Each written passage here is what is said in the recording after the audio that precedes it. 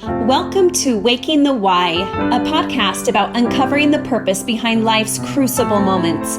Each episode, you'll hear from real people who turn their struggles into strength and their stories into light. If you're searching for meaning, walking through something hard, or just love stories that stir the soul, you're in the right place. Welcome to Waking the Why, a podcast where we discover the purpose behind life's crucible moments. My name is Stacy Peterson, and today our guest is Jodi Brown. Jodi, thank you so much for joining and welcoming me into your home. I'm happy to have you here in my happy place. Right? Look at all these books, you guys. Love it. A fellow reader. Yes, absolutely. Well, to start, Jodi, why don't tell us your story? I guess I would say that my story is I was living my white picket fence life where things were good. I was married to my best friend, raising 4 children. I was working in an industry that I loved, working for nonprofits, raising money for causes in my community. And then things in my life started to change, and I wasn't sure what was going on at the time, but now I realize that I was starting to have symptoms of a bigger cause, and that cause ended up being that I had a brain tumor wrapped around my brainstem. And talk about changing every aspect of your life. I was initially deemed inoperable by an entire healthcare system before we were able to find a miracle worker who turned my inoperable diagnosis into an operable diagnosis. And Takes just one person the right to believe. one person. And that's exactly what he did. He looked at my scans and he said, I think I can do this. Wow. And right there, it changed the whole outcome of my story. And so that event was 16 years ago where I went in for that surgery and thought I was going into the hospital for 1 surgery and 5 days recovery. I ended up having 3 brain surgeries, 35 days in neurocritical care, and now I'm up to 26 surgeries to deal with all of the complications that occurred in the process of saving my life. So on the one hand, I could never complain because I am still here. Right. I am a wife, a mother. I have been able to raise my children and live a beautiful life. Yeah. But it has not come without its challenges. For sure. And those challenges keep going. Keep coming. Yes. They keep coming. They haven't come to an end yet. My most recent surgeries, just 8 weeks ago now, was when two surgeries in a row. They were just 3 weeks apart. So I'm not at a place where I can say, oh, I can look back over my life and I can see exactly why everything happened. Because the reality is I'm still in the middle of it. And I think I will always be in the middle of it. But I'm also incredibly grateful to be in the middle of it. Excuse me. Before you found out that you had this tumor, how long did you have symptoms? Oh, it stretched out for a while because I was young. I was 32 years old. And so I started getting symptoms one at a time, which is why I don't think I recognized that there was a bigger problem or that there was one single thing going on. I started with dizzy spells when I would be out trying to exercise and run around the neighborhood with my girlfriend. I was like, oh my gosh, like I am a terrible runner. I feel crappy. I don't have the stamina for this. I don't have the stamina. I feel awful. I can't focus to put one foot in front of the other. And my husband just said, everyone feels crappy when they run. You know, you just got to push through. You got to push through. So I didn't recognize that these were issues of something bigger. So it took 8 months before we figured it out because I started with dizzy spells. Then I started getting massive headaches, which the doctor deemed were tension migraines because I had 4 little kids and I volunteered and I was working full time. Right. And so as things started piling on top of each other, then I started having vertigo, like where the world was spinning around me. And then started getting ringing in my ears. And it got to the point where none of these things were going away. And so I could barely function even in my own home. I had to hold on to the banister to walk down my hall. Wow. And when it got to that point, my husband said, something is really wrong. Like not just you had headaches, but there's got to be a bigger cause. And that was what precipitated the moment to say, okay, let's go back to the doctor again for the 4th time and say, we got to get to the bottom of this. Yeah. And as soon as I was in the MRI machine having tests done, I got out of the MRI, and it was a very typical, okay, your doctor will call you in a few days. Yeah. I had not even left the building. I was coming out of the dressing room when they chased me down and said, ooh, the doctor is looking at your scans live and he thinks he sees something. Could you come back in? Let's do some more tests. Oh, okay. More scans. So before I even left the hospital that morning, I knew something was very wrong. Were you alone? I was alone because I said to my husband, stay home with the kids so I can run up and go to the appointment.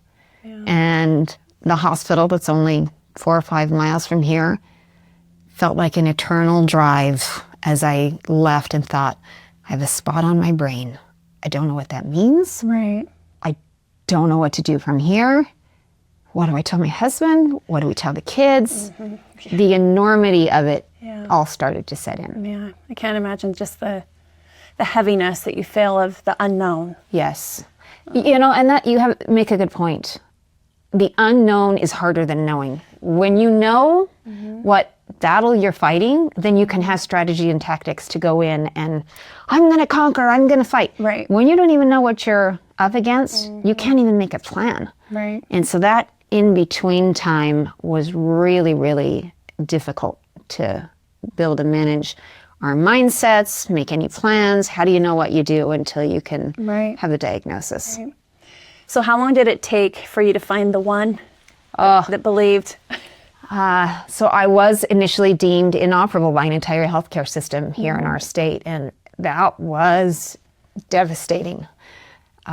But it was actually a very fast turnaround time because I was in a dire situation. Word spread very quickly. And someone came to my husband at work and said, hey, I have a friend who is a neurosurgeon at the University of Utah and Huntsman Cancer Center, and he was brought to our state with grant money to operate on parts of the brain previously thought to be inoperable. And you don't have to do this if you don't want to, but he said he'll see your wife Friday during his lunch hour. Wow. This was a Wednesday. Wow. So 2 days later, we showed up in his office, found out he had a 4 to 6 month wait to get in for an appointment. Wow. But because his friend called him and asked a favor, we got in 2 days. Wow. And he looked at my MRI scans, said, I think I can do this. And then he admitted me on the spot to the hospital. Wow. I didn't even go home from the appointment. You know what I love about that coworker is that he just showed up. I think so often we hesitate to butt into other people's business or, you know, we just like, who am I to say anything or whatever. And so we stop ourselves from just being there, giving an idea or whatever, you know. Making a phone call that could literally save someone's life. I agree 100%. And I came to think of all of the people like this individual who didn't wait to be asked for something. Most people say, oh, if you need anything, call me. You're not going to do that when you're in crisis. You're very rarely going to reach out to someone else and say, help, I'm drowning, I need you. Yeah. So when they just act on their own and do without being asked, that makes all of the difference. I think you actually talk about that in your book. Yeah, I do. And I think you call those individuals angels. My pack of angels. And I call them my pack because animals run in packs, right? And they run in packs for the sociality, for the protection, for the safety, so that they can all watch out for each other. Yeah. And that is exactly how I felt. I felt like I had my own pack, but they were angels to me because they stepped in and took care of my family. They took care of the needs that we had. They helped me. They found the resources we needed. Yeah. So they became my pack that supported me. I love that. So you guys, Jodi wrote a book. It's called The Sun Still Shines, and it's so good. You should have seen it, but before I got here, I had tons of paper highlighting all the things that I want to talk about, but you do have a couple quotes that I want to discuss if that's okay. In here you said, it only takes a small act to turn hard into hope. So as you mentioned in the very beginning, this wasn't just something that happened 16 years ago that was super hard, and now we're done. And life is back to normal. No. So help us understand how that one small act has turned heart into hope for you throughout the last 16 years. Well, I think the story we just told is a great example of when one person's small act literally saved my life. I mean, that's the start. But there have been so many times over and over and over again where one small action just helped me hang on. Sometimes it was just for another day, another minute, another hour. But when you're going through something hard, you desperately need those moments where an act can help you hold on. I remember being home from the hospital in a very sick body, very changed life.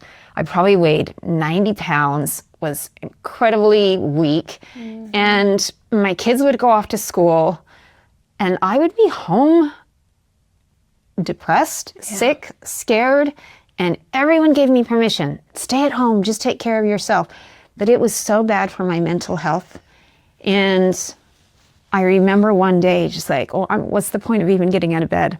I can hardly do anything. I can't do anything for myself. I can't do anything for others. And my phone started buzzing. And I didn't want to look at it, but I finally looked at it, and it was a text message from a friend who was checking on me and seeing what she could do for me that day. And in that moment, I thought, okay, I'm not really doing this alone. I'm here in my house by myself, but I'm really not alone. There are people on my side. And so that small act turned into hope for that day. And those kinds of instances have repeated themselves over and over and over again through the last 16 years, to the point where my personal motto now is every interaction is an opportunity to change a life. Love that. Because I recognize, I do not take for granted when you have the chance to have an interaction with someone, whether it's like this or whether you're going through the grocery store checkout line, you have an opportunity to make a difference for someone. And if we don't act on it, then we're missing out and they're missing out on what we could have brought to them. So true. So you mentioned 26 surgeries. Did I get that number right? Yes. So why? What is it that is the battle? That is a great question. Because my tumor was between the end of my ear canal and wrapped around my brainstem, it was smashing all of the nerves in that area. And the brainstem, you cannot touch it, which means they got as much of the tumor out as possible. But in the process, it smashed or damaged my nerves. So the right side of my face became paralyzed. I lost the hearing in my right ear. I've been unable to blink or close my eyes on my own. Was no longer able to chew or hold food and fluids in my mouth because I had no muscle tone. Nothing worked. And then it also left me with chronic migraines and all sorts of other brain issues. And so even after the initial 3 surgeries to remove the tumor and to fix this spinal fluid leak that I had, I still was left with all of these other things. And it turns out the things that we take for granted every day, like being able to chew, being able to swallow, being able to blink, all of those things work together so beautifully. And when they don't work, boy, oh boy, do they cause problems. So I have had, I think it's 17 surgeries now, just dealing with the effects of what it did to my face, my swallowing, my ear, just all of the things. I think I've had 12 or 13 just to be able to try and either help me close and blink my eye. Currently, my eye is sewn mostly shut to protect it because the other devices broke, and we have to protect my eyeball so that I can either have vision in the future, or we might just keep it sewed closed so I don't have to bother with it. The other option is to actually take out the eye and get a glass eye and not have to worry about it. But I don't produce tears. I can't blink. My drain doesn't work. All of these little things we don't even think about. We don't even think about. So I've had multiple surgeries. This muscle right here, I have one working muscle on my face, and this is my thigh muscle. Wow. I had a transplant. They took a nerve from my ankle and sewed it in, and they took a bacon slice of my thigh muscle. I swear to you, it looked like a slice of bacon. And they put it in my face, and that has allowed me to be able to close my mouth, keep food and fluids in my mouth, chew, smile.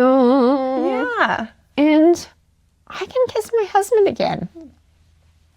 That's a pretty big deal. Totally. You know? Yeah. It's a little thing, but it's a huge thing. Yeah. So all the things that went wrong have caused all these other surgeries, and yet how can I be mad about the surgeries when it means that I'm still here and I'm still fighting? Right.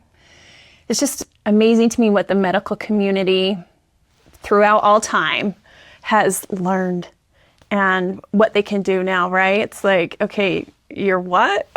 Well, and the things that I've had done in the last few years, these procedures did not exist when I had the tumor. And so at the removal of the tumor, when I first got all of these complications, there were not procedures to do these sorts of things. And even the way that they would remove the tumor now is different than the way that they did it then. And so I'm so grateful to the caregivers and the physicians who really dedicate their lives to innovating ways to help other people in a better way and improving the technology so that people can live longer and live better lives. Right. That's amazing. So you're in the middle. You experience, you had an experience 16 years ago that continues. Yes, ma'am. And you write a book. Yeah. And you speak and you do all these other things. Why? Because I had to find purpose for the pain. I had been in the hospital. There got to be a point where nearing the end of my hospital stay, I came to a day where I realized, I think I'm actually going to survive. I think I'm going to make it and go back home.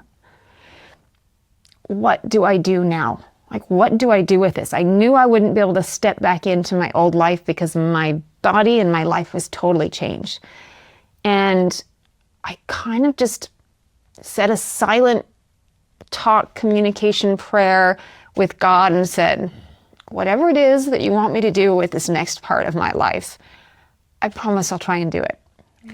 And I didn't know what that meant, and I didn't know what that looked like. But after I got out of the hospital and started getting a little bit of strength back, I immediately started getting asked to go and share my story. And originally it was just like the survivor story. How did you make it through? This was so impossible, and you were deemed 1 in a million at half a dozen different times. What does that make me? 1 in, I don't even know what the statistics are. And so I started doing that and found that somehow by just sharing my story, it gave other people hope to navigate through their own challenges. Yeah. Like, wow, if she can get through that, then I can get through this. And then it was, you really have to write this down. Like, you need to be able to share some of these details. And that's where this came from. Yep. Was therapy in the good ways and in the hard ways. I'm trying to recall all of the different things. And it just happened very organically, where people asked me to start coming to share messages. And then I realized, okay, this is not really about me. This is not about a brain tumor. Yeah. It's not really about my survival. This is about how I can help inspire others to have that hope, to hold on, to keep going through their hard things. Yeah. Because everything I said, I realized they processed through the lens of their own lives. Because people would come up to me afterwards and say, oh my gosh, your story's amazing. And then they would start to tell me their story. Right. And when I realized this isn't about me at all, it's about them. It's about each person who's reading the book, who's sitting in the audience. That helped me have a different perspective. And so while my story is the reason I got invited in the first place, I now have tools, principles, applicable things that you can put into your life to say, how do I get through this? Yeah. I'm having a hard time.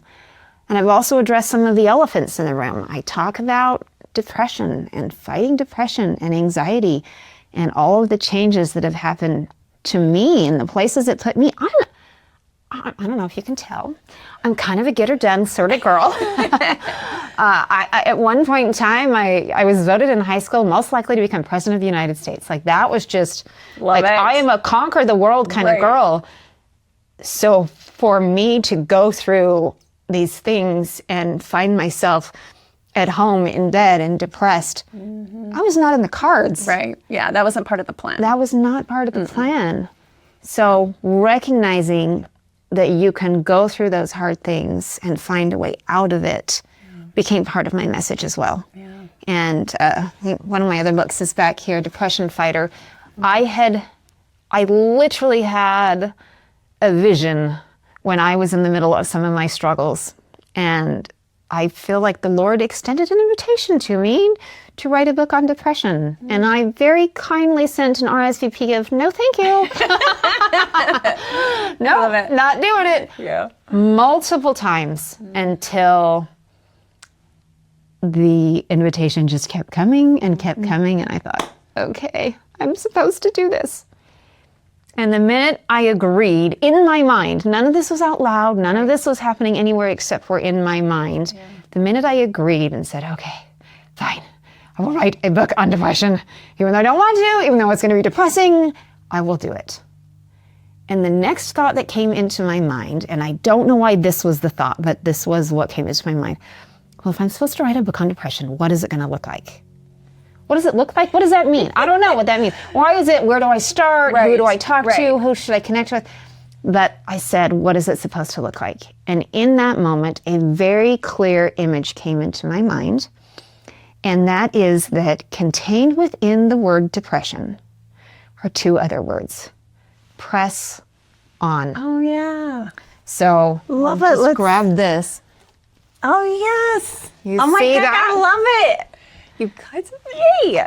And before I ever wrote a word of the book, before I started doing anything, I thought, oh my gosh, I grabbed a piece of paper, I wrote it down and highlighted it, and I thought, holy moly, he just showed me what it's supposed to look like. I think that's one thing that's so beautiful about God, that when we open our mind to His way, His plan, His nudge. It's amazing what comes. I found in my life, like when I fight against it is when I experience all the confusion, all of the, I don't know. You feel lost, you feel purposeless. What am I doing? I'm wandering. But I think part of why I do that too is because God rarely lays it all out. No, not for, He doesn't put the roadmap out and say, you turn left here and then you turn. Here's all your chapters. Yes. Here's the content. No. Here's what the GPS is going to lead you to. No. Yeah, no, we don't get that. We get the first next step. Yes. And for me, I hate the unknown. I want to see it all, right? And so I'm learning to just take that first next step. And it's funny because as I told you, when I was in the hospital, I said, I will do whatever it is that you want me to do. And yet I think I kept pushing back and pushing back and pushing back because I was trying to go for my will instead of His will. And it wasn't until I stepped into that and embraced it and said, okay, I will do it, that then the epiphany started coming, and then the vision started happening, and then things did lay out, and I did see how it was going to come about. Yeah. But that didn't happen until I said yes, till I changed my RSVP and said, okay, I'm going to show Power up. of the yes, right? Power of the yes. And I noticed you have a yes on your necklace. Yeah. Have you ever heard of the yes necklace? I don't think that I have. So it stands for yes, I will trust God. Oh, wow. Okay. Yep. I have one. I'll get you one. I have one at my house. I love it. I will give it to you. But yeah, I'm learning it's a journey because I tend to just hold back because I'm afraid, right? There's fear in it. There's just the not knowing. And so I found that when I have a symbol, like I also had, when I first started my company, I had a bracelet that said fearless on it. And it reminded me of a time on my mission of like, when you're just scared, but you just tell yourself, nope, I'm fearless. And it's just, you put on this one thing and I'm like, oh, I'm going to believe it, right? Yes. So those symbols really help. But speaking of my business, it connects to the title of your book here.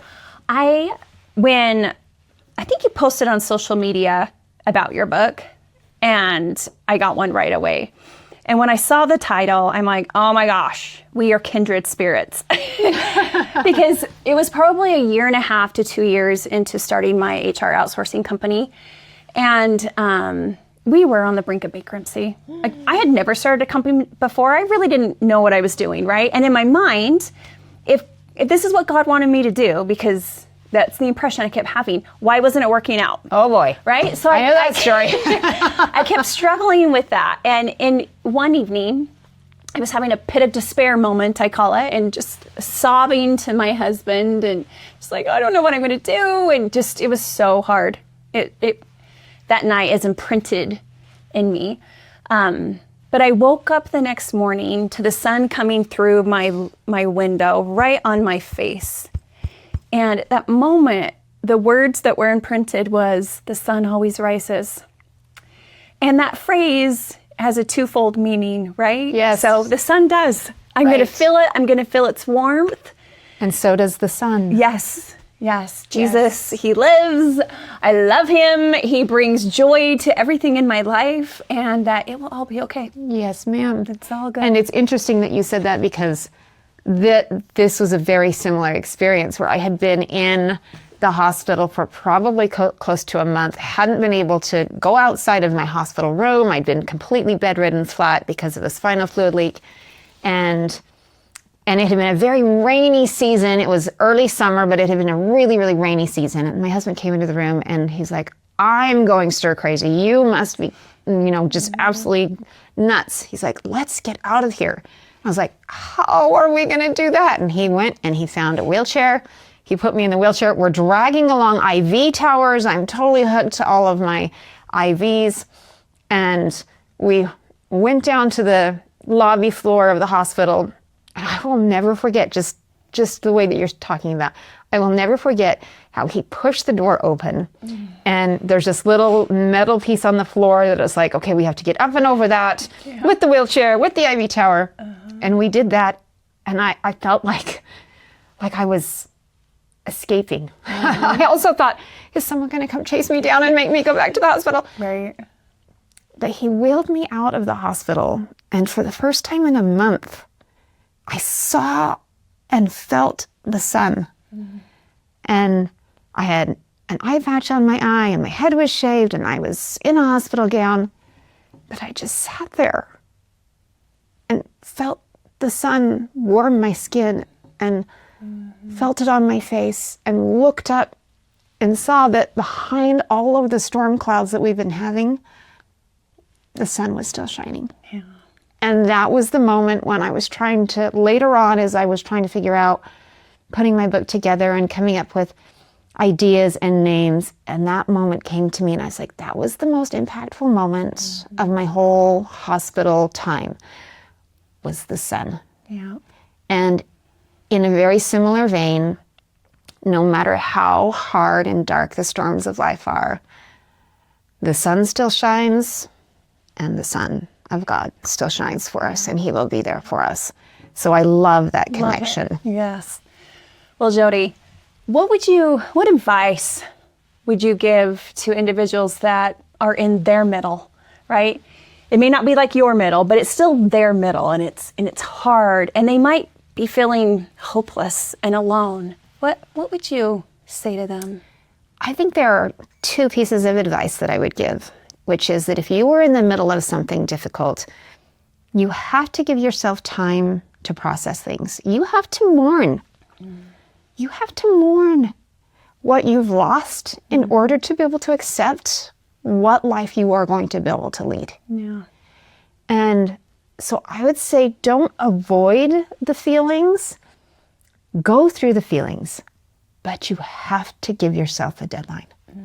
If you don't say, okay, this has been hard, I'm going to give myself a day. Or if it's something small, I'm going to give myself the morning, and then this afternoon I'm going to get back at it. Yeah. If it's a really big thing, you might need to give yourself a few weeks. You might need to give yourself longer, but you must have a deadline. You may be feeling like you're in hell, but if you don't give yourself a time frame, then you're going to stay there instead of climbing back out. Yeah, that's a good point. So give yourself a deadline to process what you're going through, and then say, but I'm going to show back up on Monday and Schedule something. Yeah. Make a commitment to someone. I'm going to go volunteer at the school. I'm showing back up at work. Whatever it is, Right. put something on the calendar. And then in the meantime, the second thing I would say is if you don't know what's happening, if you don't know what's coming and you're in the middle of all of this, just take the next step forward. Whatever that next step looks like. You don't know what you're supposed to do with your career. You don't know what you're supposed to do in a situation with a family member, a loved one, an illness. What is the very next thing you could do? Mm-hmm. Who is the person you could call? Who's, someone that you could get some advice from, a doctor's office that needs to be called, an appointment that you could set. Just take the next step.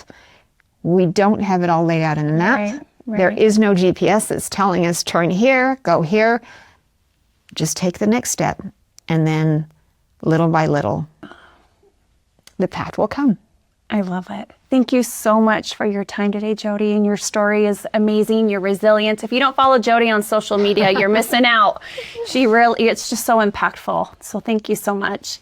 My friends, remember, the sun still shines. Don't forget that.